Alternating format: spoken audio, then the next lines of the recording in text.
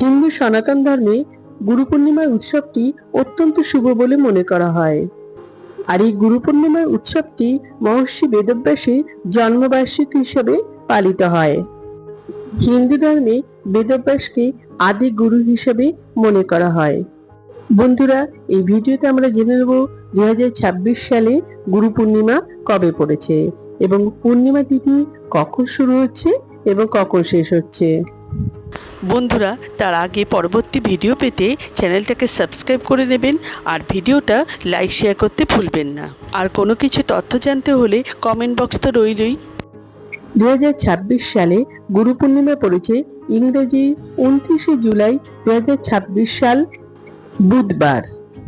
গুরু পূর্ণিমার পূর্ণিমা তিথি শুরু হবে ইংরেজি 28শে জুলাই 2026 সাল মঙ্গলবার সন্ধে 6:18 থেকে।